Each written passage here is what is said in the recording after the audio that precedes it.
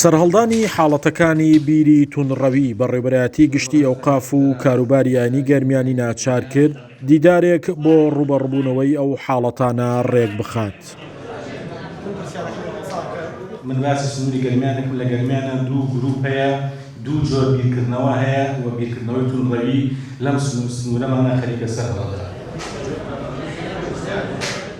دروشمی دیدارەکە ڕوبەڕووبوونەوەی بیری تونڕەویە و هەنگاوەکانیش بەو ئاراستەیەن ئەو حاڵەتانە نەبن بە دیاردە. لە ئێستادا تیرۆر و تونڕەوی بووە بە دیاردەیەکی جیهانی. ئێمە دوای ئەوەیەکەوە کۆبوونەوەی ینی بەردەوام کۆبوونمان تەک مامۆستایانی ئاینی لە مزگەوتەکان سنووری گەرمیانە هەیە، هەواڵی مزگەوتەکان ئەپرسین، هەواڵی ئەفکار و بۆچوونەکانە پرسین. بۆمان دەرکەوتە لە سنووری گەرمیانە ئەم جۆرە بیرکردنەوەی تونڕەوی و بە تایبەتی کافرکردن لە هەندێک گەنج لە هەندێک لە مزگەوتەکانمانە هەیە. خۆشبەختانە بیرکردنەکان زۆر نین، ینی تا ئێستا حاڵەتن. ئێمە لە ئیدارەی گەرمیان پشتیوانی تەواوی مامۆستایانی ئاینی ئەکەین.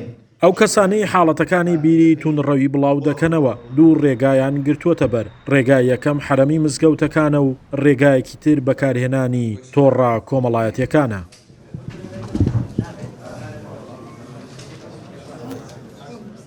هەر حاڵەتێکی زۆر زەرور و زەق مامۆستای ئاینی ئەگەر خراپێت توانێت حەلی بکات و ئەگەر خۆی بیکا ئەوە خەڵ حەڵ ناکەی.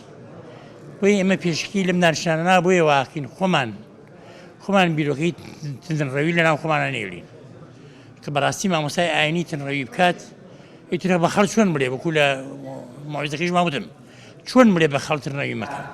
مامۆستایانی ئاینی پشت و پەنای پێشمەرگە و هێزەکانی لەم دیدارەدا مامۆستایانی ئاینی دەیانەوێت بە گفتوگۆ و ڕاوێژ بەلایەنی بەرپرس و پەیوەندیداری ئەمنی کۆتایی بەو حاڵەتانە بێنن. من داوام وایە بەتایبەتی مامۆستایانی ئاینی ئێمە برایەتی لە پێش هەمووانەوە ئەرکی مامۆستایانی ئاینیە بە بەڵگە و دەخی سەرمێنراوە دژی ئەو بیرە تەکفیریە بوەستن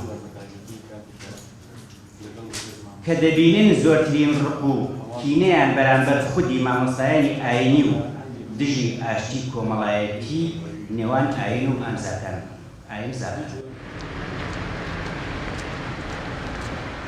ئاینی ئیسلام ئاینی ئاشتی و پێکەوە ژیان و لێبوردەیە و پەنجەی لەسەر دەرەنجامە خراپەکانی بیری تونڕەوی داناوە. لەسەر ئەم ڕێبازەش مامۆستایانی ئاینی دژی هەر حاڵەتێک دەوەستنەوە کە بیری تونڕەوی بەرهەم بهێنێت.